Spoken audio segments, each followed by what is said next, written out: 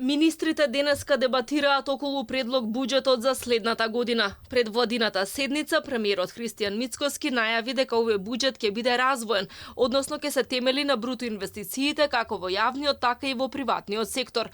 Тој рече дека капиталните инвестиции од сегашните 730 милиони ќе достигнат 813 милиони евра.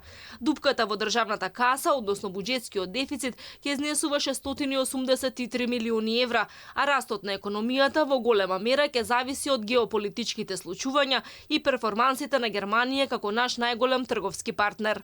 Буџетскиот дефицит мислам дека е околу 41-42 милиарди денари.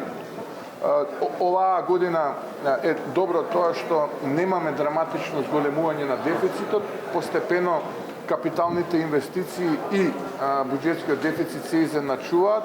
Тие се сега негде на ниво 300-400 милиони евра. Очекувам до крајот на годината да бидат многу близко, иако знаете, наследили сме 3 пати поголем буџетски дефицит споредено со капитални инвестиции. Аналитичарите алармираат дека во моментов капиталните инвестиции не даваат ефекти, односно има некоја додадена вредност во општеството едва и 6 месеци по стартот на проектите. Наместо да го поттикнат, тие го потиснувале приватниот сектор. Затоа тие сугерираат да се определат кои капитални инвестиции се стратешки приоритетни за Македонија и треба час поскоро да се изградат. Капиталните инвестиции не ги спомнавме, тоа е уште една болка на која мораме да работиме. Конечно треба да отвориме зошто не се реализираат, каде лежи одговорноста, кои инвестиции, немаме ние програма за капитални инвестиции. Од каде знаеме дека овие 4 се најприоритетните капитални инвестиции во нашата држава? Дајте да ги отвориме дискусиите, да ги погледнеме анализите, транспарентно да ги вклучиме сите засегнати страни, да видиме, порано постоеше таа пред 10 па и 15 години програма на капитални инвестиции, да видиме следните 5 години кои се нашите приоритети.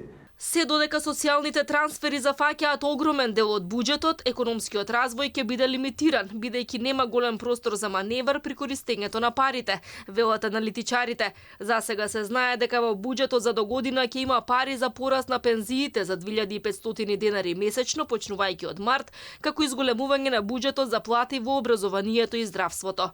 Министерката за финансии Гордана Димитриевска-Кочовска веќе потенцираше дека во 2025 година очекува многу поголем економски раст од годинешните 2,1%, односно зголемување од над 3,5%, како и дефицитот да се сведе на 4% од бруто домашниот производ. Проекциите за јавниот долг покажуваат дека на крајот на 2025 година тој ќе остане на нивото од 64% од БДП, со што ќе се задржи финансиската стабилност на земјава. Во стратегијата за јавен долг стои дека тој треба да се намали до умерени рамки од 60% од БДП до крајот на 2029 година.